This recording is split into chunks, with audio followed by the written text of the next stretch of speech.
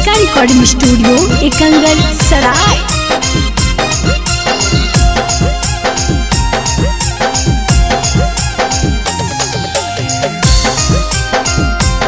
Presented by Kriska films. गावे गावे सबर तोरे चारा चाहोबके, गावे गावे सबर तोरे चारा चाहोबके।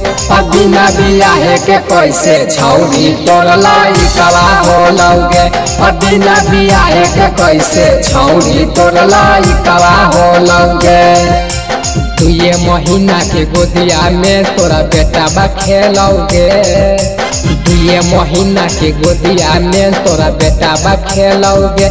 बिना बियाहे के कैसे छौरी तोर लाई कला होलौगे, बिना बियाहे के कैसे छौरी तोर लाई कला होलौगे।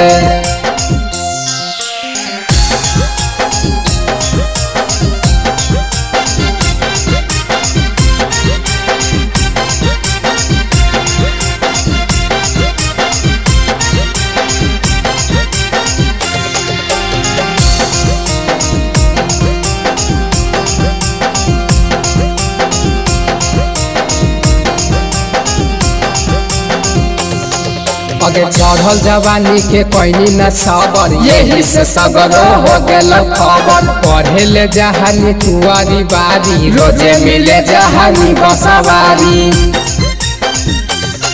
अगे चढ़ल जवानी के कोई न सबर, यही से सगरो हो गेल खबर। पढ़े ले जहानी कुआरी बारी, रोजे मिले जहानी बसवारी।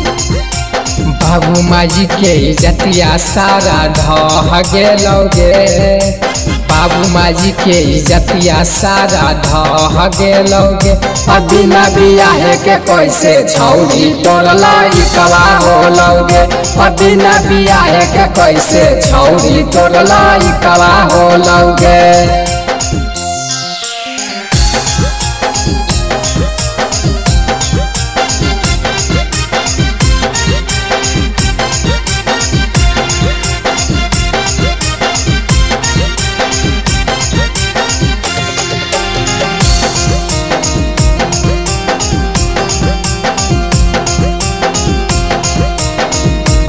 क्रिस्का रिकॉर्डिंग स्टूडियो एकंगल सराय। आगे पीछे नहीं सोचनी छौरी, जहानी मिले तू दौड़ी दौड़ी। जानी गेलौ बाते धनेश धमाल गे, माजा लेल कौदी ने दुपहर गे। आगे पीछे नहीं सोचनी छौरी, जहानी मिले तू दौड़ी दौड़ी। जानी गेलौ बाते धनेश धमाल गे, माजा लेल कौदी ने दुपहर गे। डीजे कुंदनमा बलबना 10 तोरा पियावा भेलौगे, डीजे कुंदनमा बलबना 10 तोरा पियावा भेलौगे। बिना बियाहे के कैसे छौरी तोर लाई कला होलौगे, बिना बियाहे के कैसे छौरी तोर लाई कला होलौगे।